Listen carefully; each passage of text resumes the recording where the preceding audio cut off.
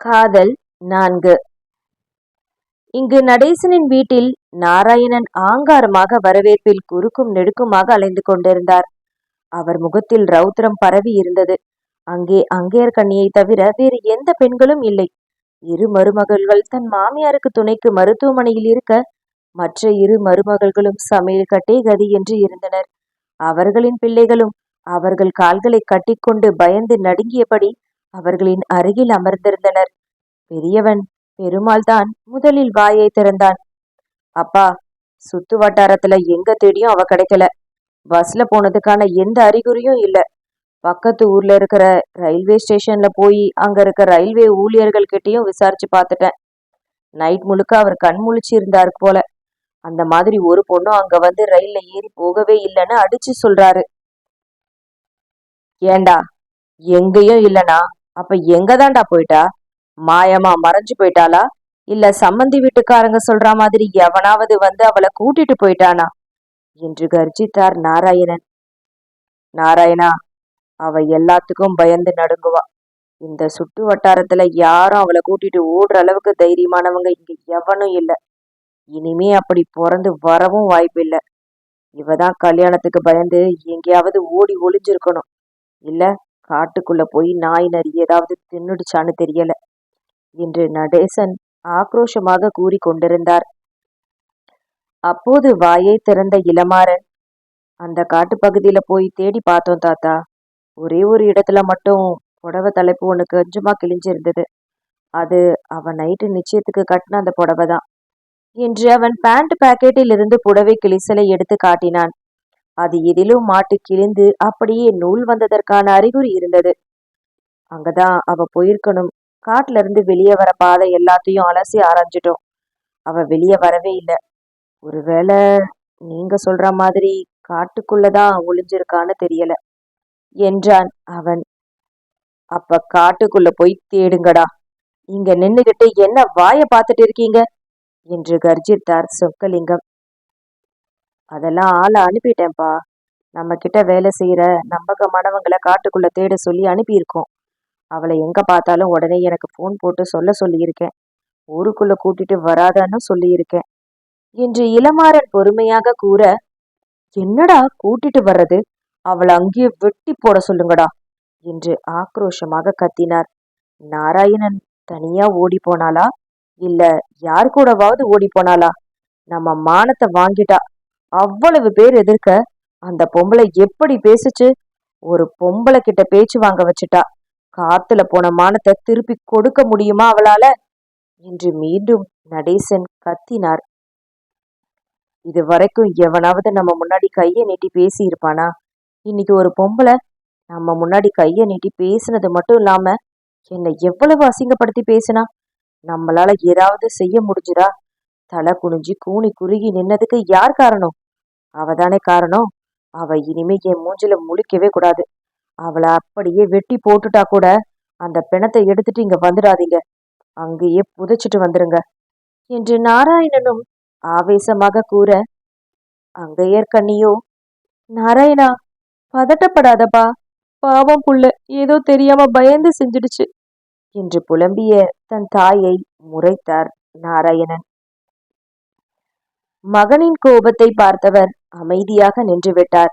அவரின் மகள் தேவியோ அவர் அருகில் வந்து, அம்மா, அண்ணாதான் கோபமா இருக்காங்கல்ல, உள்ள வாங்க என்று அவரை உள்ளே அழைத்து சென்று விட்டார். 16 வயதிலேயே திருமணம் முடிந்த தேவிக்கு ஒரு மகள் மட்டுமே.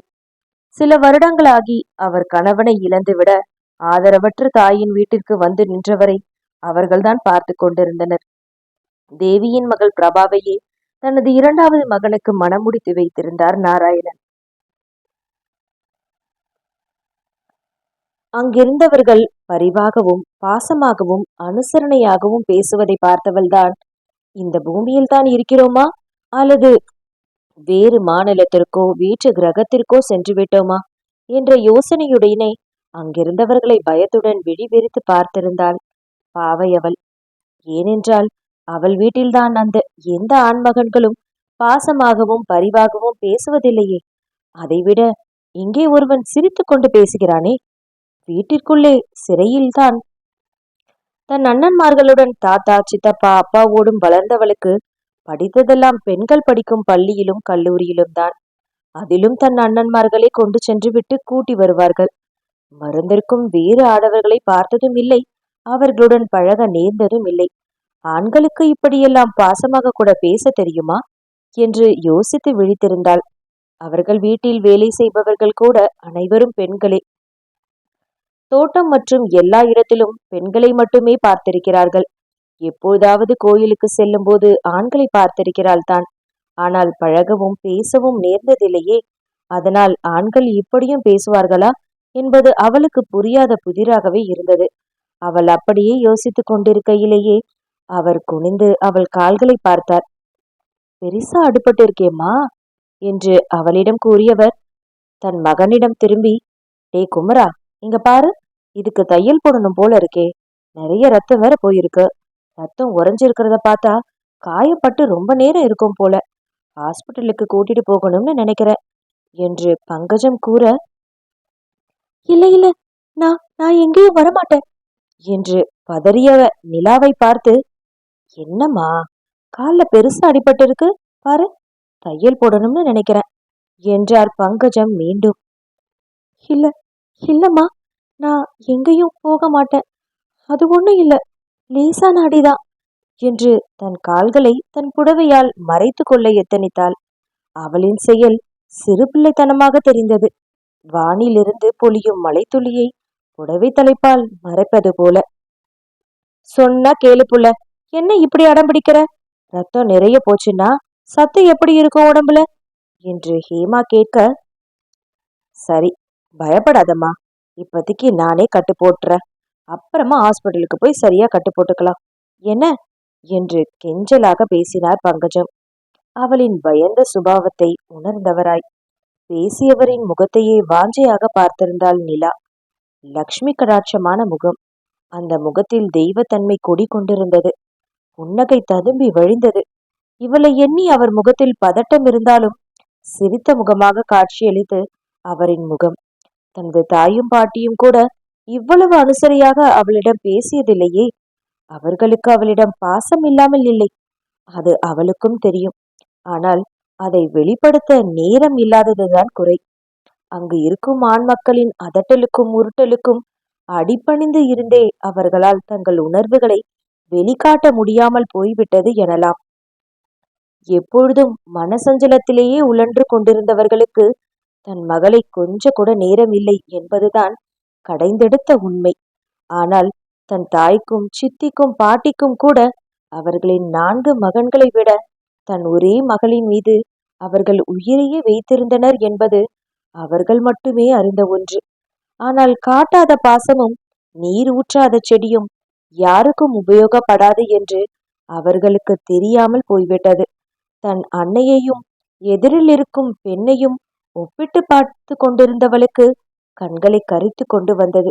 கண்களில் நீர் தேங்கி மங்குவது போல இருந்தது. மகாலட்சுமி உருவமாக, அன்பின் வடிவமாக அமர்ந்திருந்த அந்த பெண்ணை ரசித்து பார்த்து கொண்டிருந்தவள் அப்படியே அங்கேயே சரிந்து விழுந்தாள். அவள் மயங்கி விழுந்ததும் அங்கிருந்த 4வரும் பதட்டமாக ஆகிவிட்டது. பங்கஜம் பேச பேச அவரையே கண்களில் ஆசை பொங்க பார்த்திருந்த அந்த பெண் கண் கலங்கவுமே பதறியவர்களுக்கு அவள் திடீரென்று மயங்கி சரியவும் என்னவோ ஏதோ என்று பயந்து விட்டனர். அங்கு இருந்த அனைவருமே தன் தந்தையின் நெஞ்சில் சரிந்து படுத்தபடியே தன் வீட்டுக்கு புதிதாக வந்திருக்கும் அந்த பெண்ணை ஆசையாகவும் ஆராய்ச்சியாகவும் பார்த்து கொண்டிருந்த அந்த சிறுவனுக்கு அவள் திடீரென்று மயங்கி சரியவும் தன் தந்தையின் கையிலிருந்து எம்பி எட்டி பார்த்தான். அவன் தூங்குகிறான் என்று அசட்டையாக இருந்த கணேசனுக்கு சிறுவன் ஆகாஷின் செயல் சற்றென்று அவனை தாங்கி பிடித்த வைத்து மகனை பார்க்க வைத்தது. தந்தையின் புறம் திரும்பியவன், அப்பா, அந்த அக்காவை எழுப்பி விடுங்க, என் கூட விளையாட வருவாங்களான்னு கேளுங்க என்று மழலை மொழியில் கூற, இவனுக்கு இவன் கவலை என்று மனதில் நினைத்தபடியே, டேய் குமரா, தண்ணி எடுத்துட்டு வந்து அந்த புள்ள முகத்துல தெளி, அந்த பொண்ணுக்கு சாதா மயக்கம் மாதிரி தான் தெரியுது என்று கணேசன் கூற, உடனே தடுத்து நிறுத்தியவர், அந்த பொண்ணு ரொம்ப பயந்திருக்கா போல, எந்திரிச்சா எதையும் பண்ண விட மாட்டா. இந்த பொண்ணு தூக்கிட்டு போய் லக்ஷ்மி ரூம்ல படுக்க வை கணேசா. அவளுக்கு வேற எங்கெல்லாம் அடிபட்டு இருக்குன்னு பார்த்து மருந்து போட்டு விடுற என்றார் பங்கஜம். அப்புறம் அந்த பொண்ணை தண்ணி தெளிச்சு எழுப்பிக்கலாம் என்றவர் பொறுமையாக கூற, குமரனிடம் திரும்பி, நம்ம பக்கத்து தெருவுல அரசு மருத்துவமனையில வேலை செய்யற பரிமளத்தோட போன் நம்பர் என் கைபேசியில இருக்கு. அதை எடுத்து அவருக்கு போனை போட்டு இங்க வர சொல்லு.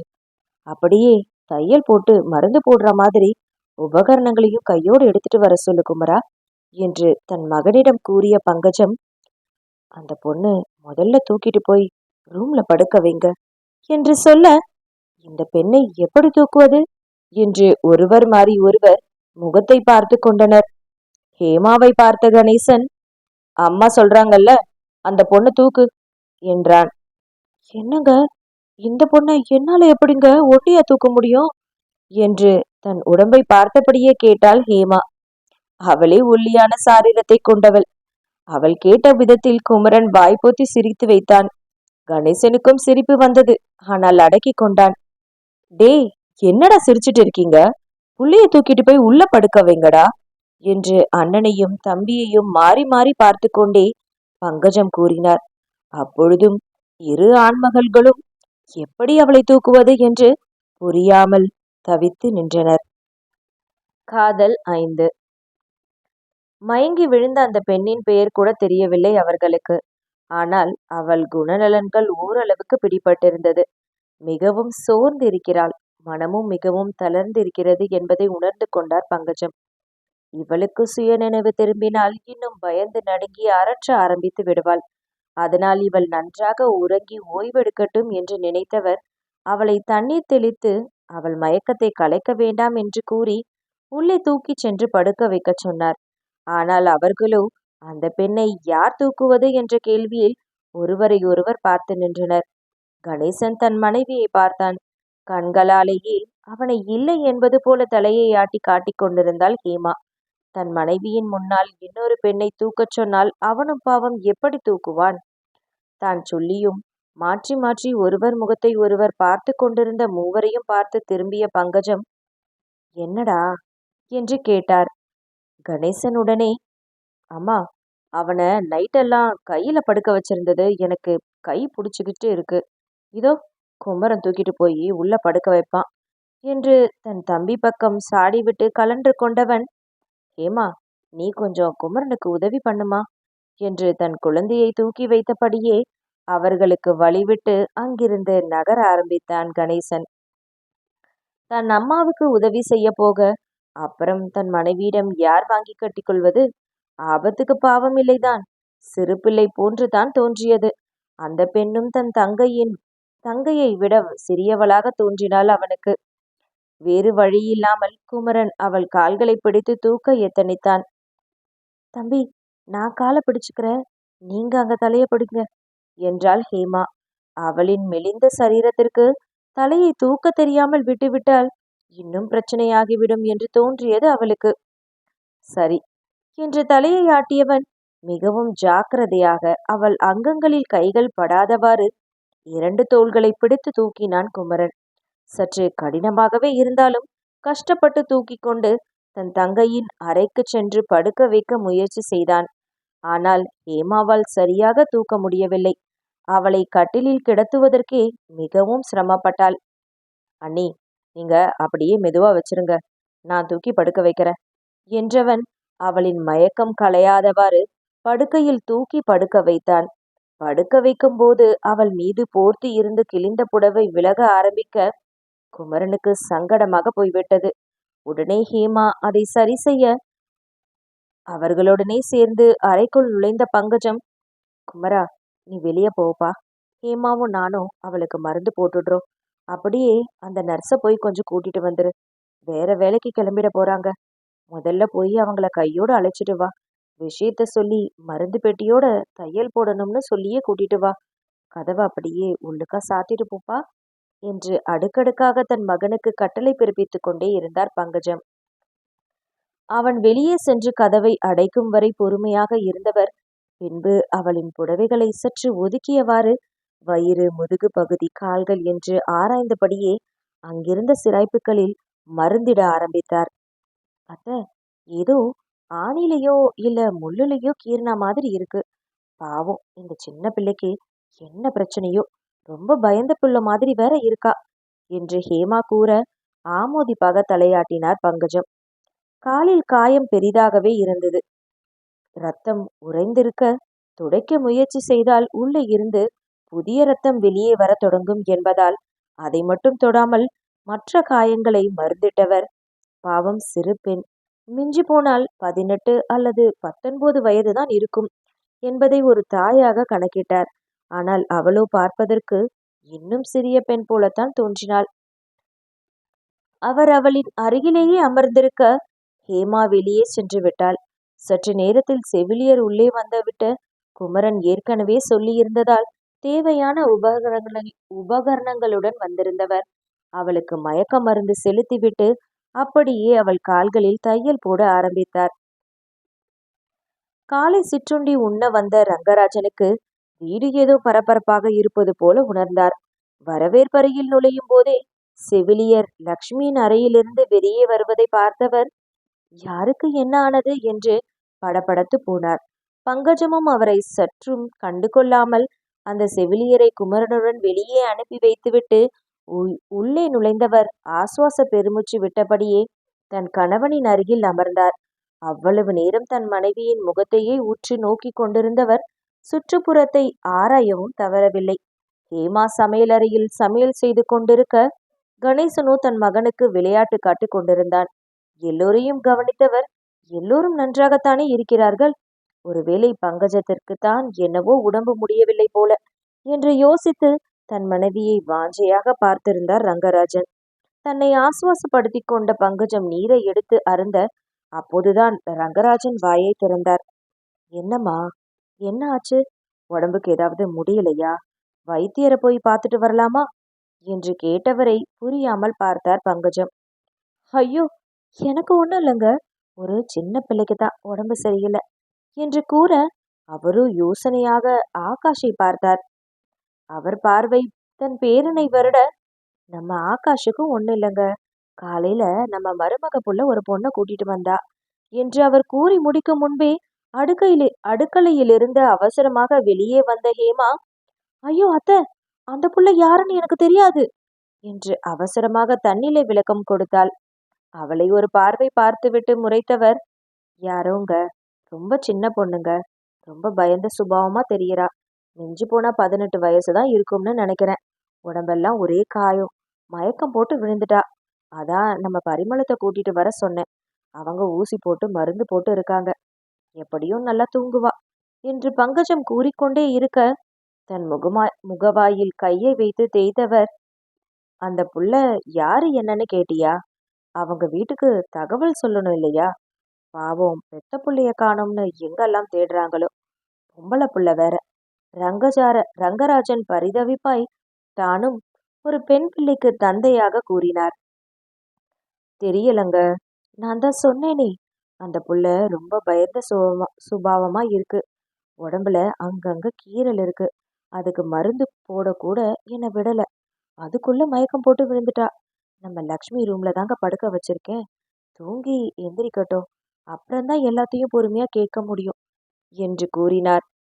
அந்த பொண்ணு ரொம்ப பயந்து இருக்குன்னு சொல்ற, பார்த்து பொறுமையா பேசு என்று தன் மனைவியிடம் கூறினார் ரங்கராஜன். நீங்க சாப்பிட்டு வயலுக்கு போங்க, நான் புள்ளைய பாத்துக்கிறேன் என்று பாந்தமாக கூறினார்.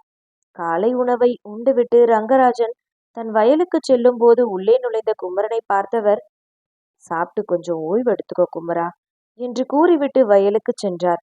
நடந்த இந்த கலோபரத்தில் குமரனால் ஒழுங்காக ஓய்வெடுக்க கூட முடியவில்லை. குளித்துவிட்டு உணவு உண்டுவிட்டு படுத்தவனுக்கு இந்த பெண் ஏன் இந்த நிலையில் இருக்கிறாள், ஏன் இப்படி பயப்படுகிறாள் என்று எண்ணம் முழுவதும் அவளை சுற்றியே சென்று கொண்டிருந்தது. சிறிது நேரம் அந்த பெண்ணின் படபடப்பையும் பயத்தையுமே பற்றி யோசித்துக் கொண்டிருந்தவன் இரவெல்லாம் வண்டி ஓட்டியதின் களைப்பில் அப்படியே அசந்து தூங்கிவிட்டான். மாலை 3 மணி அளவில் எழுந்து வந்தவனுக்கு பங்கஜம் உணவை பரிமாறத் தொடங்கினார். அப்போதும் அவன் தன் தாயிடம், அந்த பொண்ணு சாப்பிட்டாலாமா என்று கேட்டான். எங்கடா, அந்த பொண்ணு இன்னும் கண்ணையே முழிக்கல, அந்த நர்ஸுக்கு ஒரு போனை போட்டு என்ன ஏதுன்னு கேளுடா என்றார் பரிவாக. அவனும் உணவை உண்டுவிட்டு அந்த செவிலியர் பரிமளத்திற்கு அழைத்து கேட்டதில் அவரோ தான் கொடுத்த மயக்க மருந்தின் வீரியம் 3 மணி நேரத்திற்கு மட்டும்தான் இருக்கும் என்று கூறினார். ஆனால் அவள் இன்னும் எழுந்தாமல் இருக்கவே குமரன் அவரிடம் கேட்டதற்கு, மருந்தின் வீரியத்திலும் உடல் சோர்விலும் அதிகமான ரத்தம் வெளியேறியதினாலும் இருக்கலாம். பொறுத்திருந்து பாருங்கள், அடுத்த நாள்தான் வந்து பார்ப்பதாக சொல்லியிருந்தார். அப்படி இரவு வரை கண் விழிக்கவில்லை என்றால் மருத்துவமனைக்கு கொண்டு செல்லும்படியும் கூறியிருந்தார். அவனும் செவிலியர் கூறிய அனைத்தையும் ஒன்று விடாமல் பங்கஜத்திடம் தெரிவிக்க, அவரும் அந்த பெண் கண் விழிப்பதற்காக காத்திருக்க ஆரம்பித்தார்கள். மாலை விளக்கேற்றி விட்டு தன் மகளின் அறைக்கு வந்தவர் அந்த பெண்ணின் அருகிலேயே அமர்ந்து அவள் தலையை மெதுவாக வருடிவிட ஆரம்பித்தார் பங்கஜம். வெகு நேரம் மயங்கி இருந்ததாலும் பங்கஜத்தின் ஸ்பரிசத்தாலும் மூடியிருந்த அவளின் கண்மணிகள் அங்கும் இங்கும் அலைப்புற ஆரம்பித்தது. மூடிய இமைகளுக்குள் அவளின் விழிகள் அசைவது அவருக்கு தெல்ல தெளிவாக தெரிந்தது. அவள் வாய் அம்மா என்று முணங்க ஆரம்பித்தது. மெதுவாக அவளின் இடது கையை தன் 2 கரங்களுக்குள் அடக்கி அழுத்தி பிடித்தபடி வைத்து கொண்டவர், தான் இருக்கிறேன் உனக்கு என்ற உணர்வை அவளுக்கு கொண்டு வர முயற்சி செய்தார் பங்கஜம். அவரின் தொடுகையில் இன்னும் நிம்மதியான உறக்கத்தை தழுவினாள் அந்த பெண். சற்று நேரம் அங்கே அமர்ந்திருந்தார். இரவு உணவை கேட்க வந்த ஹேமாவிடமும் அமைதி காக்கும்படி சொல்லிவிட்டார். மாலை 7 மணி அளவில் வீட்டுக்கு வந்த ரங்கராஜன் தன் மனைவியை காணாது ஹேமாவிடம் கேட்க, அவளும் அவர் இருந்த அறையை காட்ட, அந்த அறையிலே வந்து மெதுவாக கதவை தட்டியபடி உள்ளே நுழைந்தார் ரங்கராஜன். போர்த்திய போர்வைக்குள் துயில் கொண்டிருந்த அந்த பெண்ணை பார்த்தவர், இன்னும் இந்த பொண்ணு கண்ணு விழிக்கலையாமா என்று தன் மனைவியிடம் கேட்க, அவரோ முகத்தை சோர்வாக வைத்துக்கொண்டு, இன்னும் இல்லங்க, ரொம்ப சின்ன பிள்ளையா தெரியறா பாருங்க, குழந்தைத்தனம் மாறாத குழந்தை முகம், நம்ம லக்ஷ்மியை விட சின்ன பிள்ளையாட்டும் தெரியறா, எனக்கு என்ன பண்றதுன்னே தெரியலங்க என்று பங்கஜம் கூற, மருத்துவமனைக்கு கூட்டிட்டு போயிடலாமா பங்கஜம், ரொம்ப அடிபட்டு இருக்குன்னு சொன்னியே, உள்காயம் ஏதாவது இருக்க போகுது, தலையில ஏதாவது அடிபட்டு இருக்கான்னு பார்த்தியா, இவ்வளவு நேரம் மயக்கத்துல இருக்கிறாளே என்று ரங்கராஜன் கேட்க, அப்போதுதான் தான் அதை உணர்ந்தவராய் தலையை ஆராய ஆரம்பித்தார். தலையில் எந்த காயமும் பட்டதாக தெரியவில்லை என்பதை உறுதிப்படுத்தி கொண்டு, அப்படி எதுவும் தெரியலங்க, ஆனா அந்த பொண்ணு எழுந்தா மட்டும்தான் என்ன நடந்ததுன்னு நம்மளால கேட்க முடியும் என்று பங்கஜம் தளர்ந்து கூறினார். அந்த பெண்ணின் நிலை அவர் மனதை வெகுவாக பாதித்திருந்தது. பத்தாததற்கு இன்னும் அந்த பெண் கண் விழிக்கவில்லை. அது வேறு இன்னும் அவரை வருத்தப்பட வைத்தது. அந்த பெண்ணின் கண் விழிப்பதாக, கண் விழிப்புக்காக பங்கஜம் மட்டுமல்லாமல் அந்த வீட்டில் இருந்த அனைவருமே காத்திருந்தனர் எனலாம். காதல் 6. கொம்பை ஊர் நடேசனின் வீடு. அந்த வீட்டில் உள்ளவர்களின் ஆக்ரோஷமும் கோவமும் தகிப்பும் இன்னும் குறைந்த பாடில்லை. ஒரு நாள் முடிந்து விட்டிருந்தது. தேடிய அனைவருக்கும் பெண் கிடைக்காத சோர்வில் வீட்டுக்கு திரும்பியிருந்தனர். அவர்களின் ஆட்கள் இன்னும் தேடிய வண்ணம்தான் இருந்தனர். ஆனால் எந்த தகவலும் கிடைக்கவில்லை. குறித்த நேரத்தில் மணமகனுக்கும் வேறொரு பெண்ணுடன் திருமணம் நடந்திருந்தது. அது நடேசனின் குடும்பத்திற்கு மிகுந்த அவமானமாக இருந்தது. பத்தாததற்கு மணமகனின் தாயாரான பூலோகம் என்ற அந்த பெண்மணி பேசிய பேச்சுக்கள் நாராயணன் மண்டையில் உழன்று கொண்டே இருந்தது. நடேசனுக்கோ இத்தனை வயதிற்கு எந்த பெண்ணும் தன்னை எதிர்த்து பேசாத நிலையில் ஒரு பொம்பளை இப்படி பேசிட்டாளே என்ற கோபம் கொழுந்து விட்டு எரிந்து கொண்டிருந்தது. அவர்கள் அனைவரின் கோபத்தை தணிக்க அங்கு எந்த உபகரணமும் இல்லாமல் தான் போனது. இரவாகி விட்டது.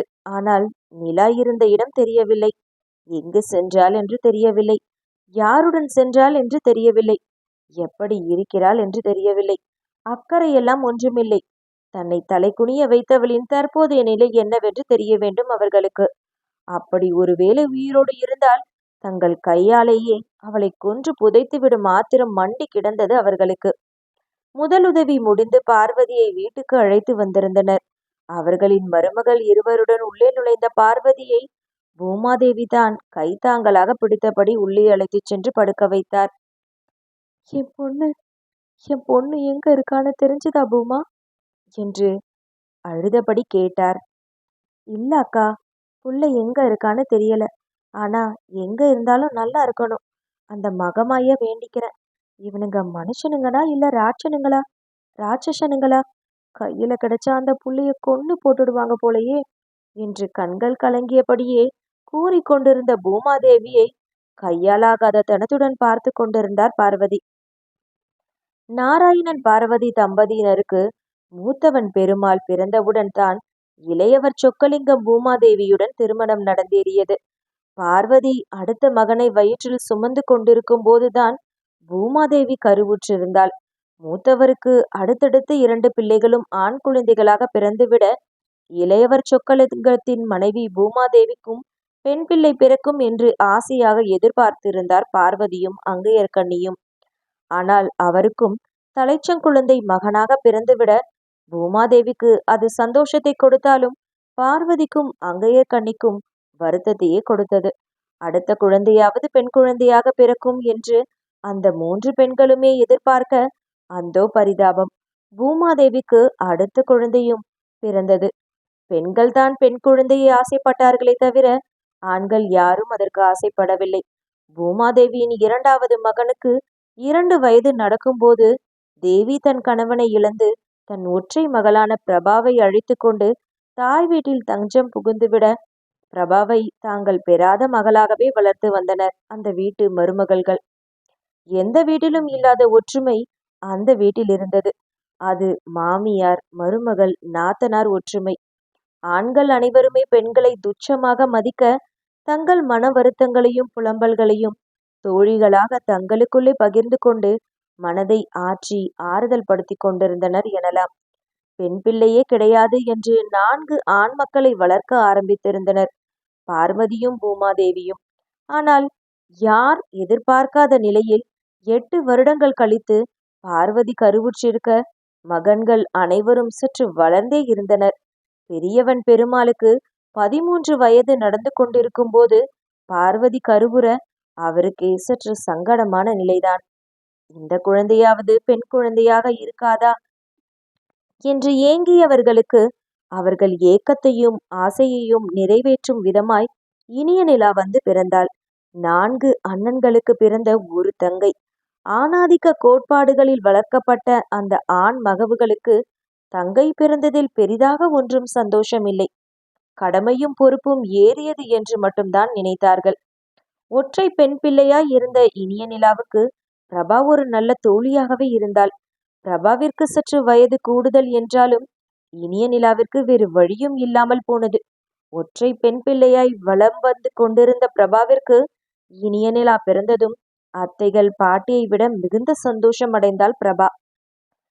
பெரியவள் பெருமாளுக்கு திருமணம் ஆகும்போது நிலாவிற்கு 12 வயதுதான் நடந்து கொண்டிருந்தது. பெரிய மருமகள் கார்குழலி வீட்டிற்கு வந்ததும் அந்த வீட்டின் நிலை நன்றாக புரிந்துவிட, சோர்ந்து போனவர் வயதுக்கு வந்த பிரபாவையும் சிறிய பெண்ணான இனிய நிலாவையும் பற்றுதலாக பற்றி கொண்டு அன்புடன் நடந்து கொண்டார். தேவியையும் பெரியம்மா என்று அன்புடன் அழைத்தார். அடுத்த மகன் நெடுமாறனின் பார்வை அடிக்கடி பிரபாவை தீண்டிச் செல்ல, அது உணர்ந்து கொண்ட பார்வதி தன் மாமியாரின் மூலமாக பிரபா நெடுமாறன் திருமணத்தை நடத்தி வைத்தார். அடுத்து இளமாறனுக்கு பூமாதேவியின் அண்ணன் மகளான கலாவை திருமணம் முடித்து வைத்திருந்தனர். இளையவன் காத்தவராயனுக்குத்தான் 4 மாதங்களுக்கு முன்பு திருமணம் நடந்திருக்க, அதில் அன்று மலர்ந்த வெள்ளை தாமரையாக உலாவிக் கொண்டிருந்த இனிய நிலாவை பார்த்து விட்டுத்தான் பெண் கேட்டிருந்தனர் ஆதிசேஷன் பூலோகம் குடும்பத்தினர். பார்வதிக்கு உடல் வலியை விட மனவலி அதிகமாக இருந்தது. பெண்ணின் மீது அவருக்கு இருந்த அன்பை வெளிப்படுத்த தவறி இருந்தார். ஒற்றை பெண் பிள்ளையான இனிய நிலாவின் மீது பூமாதேவிக்கும் கொள்ளை பிரியமே. தங்கள் மனதில் உள்ள அன்பை வெளிப்படுத்த தயங்கி இருந்தனர். ஆனால் பார்வதியை விட பூமாதேவியுடன் நிலாவிற்கு ஒட்டுதல் அதிகமாகவே இருந்தது. தங்கள் பெண்ணின் நிலை என்னவென்று அறியாமல் அந்த தாய்மார்கள் அரற்றி கொண்டிருக்க, அவர்கள் இருவரையும் ஆறுதல் படுத்தி கொண்டிருந்தனர் மற்ற அனைவரும். கடைசி மருமகள் அந்த வீட்டிற்கு அடியெடுத்து வைத்தே 4 மாதங்கள் தான் ஆகியிருந்த நிலையில் இந்த வீட்டில் சூழலை அறிந்து கொள்வதற்கு அந்த 4 மாதங்கள் போதாத போது வீட்டில் ஒவ்வொருவரின் நிலையை எண்ணி பார்க்க கூட அவளுக்கு தோன்றவில்லை. யாரை என்ன சமாதானப்படுத்துவது என்று தெரியாத நிலைதான் அவளுக்கு. புஷ்பாவின் தூரத்து சொந்தமான ஆதிசேஷன் குடும்பத்தில் பெண் கேட்க பெரியவர்களும் சம்மதித்து திருமணமும் நடக்க இருந்த நிலையில் பெண் காணாமல் போனது அனைவருக்கும் அதிர்ச்சியே. இதில் புஷ்பாவின் குடும்பத்தாருக்கு சம்மந்தி வீட்டின் புறம் நிற்பதா அல்லது சொந்தக்காரர்களின் புறம் நிற்பதா என்று தெரியாத அவல நிலைதான். ஆனால் பெண் கொடுத்த இடத்தையும் பகைத்து கொள்ள முடியாதே. யாருக்காகவும் பேசாமல் அமைதியாகவே அந்த இடத்தை கடந்து விட்டிருந்தனர். ஆண்கள் அனைவரும் வரவேற்பு அறையில் கூடி கோபமாக பேசிக் கொண்டிருந்தனர் என்றால், பெண்கள் அனைவரும் சமையலறையில் என்ன செய்வது என்று தெரியாமல் விழித்துக் கொண்டிருந்தனர். பார்வதி தனது அறையில் படுத்திருந்தாலும் கணவன் அந்த அறைக்கு வரும்போது தன்னுடைய நிலை என்ன என்று தெரியாமல் தவித்திருந்தார். அங்கையர்கண்ணி எவ்வளவு ஆறுதல் படுத்தியும் தன் மகள் எங்கு இருக்கிறாள் என்று தெரியாத ஒரு தாயின் பரிதவிப்பை சொல்லில் அடக்கிவிட முடியுமா என்ன? எவ்வளவு தேடியும் நிலாவின் இருப்பிடத்தை கண்டுபிடிக்க முடியாது போனதால் அடுத்து என்ன செய்வது என்று ஆலோசனையில் இருந்தனர் ஆண்கள் அனைவரும். இங்கு அனைவரையும் எதிர்பார்ப்பில் நிறுத்திவிட்டு இரவு 7:30 மணியளவில் தான் கண் விழித்தாள் நிலா. அவ்வளவு நேரம் அருகில் அமர்ந்திருந்த பங்கஜம் அப்போதுதான் தன் கணவருடன் வெளியே செல்ல அவர்கள் இருவரும் பேசிக் கொண்டிருந்தது அந்த உறக்கத்திலும் அவள் காதுகளில் தெளிவாக விழுந்திருந்தது. பங்கஜம் அவள் தலையை கோதியதும் தனது கையை அவர் கைக்குள் பொதித்து கொண்டதும் ஏதோ கனவில் நடப்பது போல அவளுக்கு தோன்றிக் கொண்டே இருக்க அந்த ஸ்பரிசத்தில் அவரின் தாய்மை உணர்வை அவள் அப்போது உணர்ந்தாள். ஆனால் அவளால் எழுந்த முடியவில்லை. ஏதோ அவளை அழுத்துவது போல இருந்தது. எழுந்தத்தான் அவள் முயற்சித்துக் கொண்டிருந்தாள். ஆனால் அவளால் அது முடியவில்லை என்பதுதான் உண்மை. அவள் ஆழ்மனம் விழித்து கொண்டது. ஆனால் அவளின் கண்களை பிரிக்க முடியவில்லை. அவள் உறங்கினாளா உறங்கவில்லையா என்று அவளுக்கே தெரியாத நிலைதான். இதில் ஒரு ஆணும் அங்கு வந்து அவளை பற்றி பரிவாக பேசிக் கொண்டிருக்க ஆண்களால் இவ்வளவு பரிவாக பேச முடியுமா என்று கூட யோசித்துக் கொண்டிருந்தது அவளுடைய ஆழ்மனம். அது கனவா இல்லை நினைவா என்று கூட தெரியாத மனநிலைதான் அவளுக்கு. ஒரு வழியாக அவள் கண்களை விரித்து பார்க்கும்போது அந்த அறையில் வெளிச்சம் மட்டுமே அவளுக்கு துணையாக இருந்தது. அவளுக்கு அப்போது அந்த தனிமை தேவைப்பட்டது. தன்னை நிலைப்படுத்தி கொண்டு எழுந்து அமர்ந்து தன் கால்களை கீழே பதிக்க எத்தனித்தாள். இடது கால் கட்டை விரலில் பெரிதாக கட்டு போட்டப்பட்டிருந்தது. அந்த காலே மிகவும் வலிப்பது போல தோன்றியது. வலதுபுற காலில் அடிபட்டு இருந்ததில் மறுத்திடப்பட்டு இருந்தது. தன் காலை ஆராய்ந்த பின் தான் தன்னுடைய உடையை கவனித்தாள். அவள் அணிந்திருந்த பாவாடையும் ஜாக்கெட்டும் அப்படியே இருக்க, அவள் அணிந்திருந்த கிழிந்த புடவைக்கு பதிலாக ஏதோ ஒரு தாவணி அவளை போர்த்தி அவள் மானத்தை காத்து கொண்டிருந்தது. கண்கள் கரித்து கொண்டு வந்தது. அவள் கிழிந்த புடவைக்கு இந்த தாவணி அவள் மானத்தை காப்பாற்றியது என்றே கூறலாம். வெளியே ஏதோ அரவம் கேட்டது. காதை கூர்மையாக்கி வெளியே என்ன நடக்கிறது என்று ஆராய ஆரம்பித்தாள். ஒரு மழலையின் சிரிப்பு சத்தமும் அதை தொடர்ந்து கொண்டு ஆண் பெண் என்று பாராமல் கலவையான சிரிப்பொலிகளும் கேட்டது.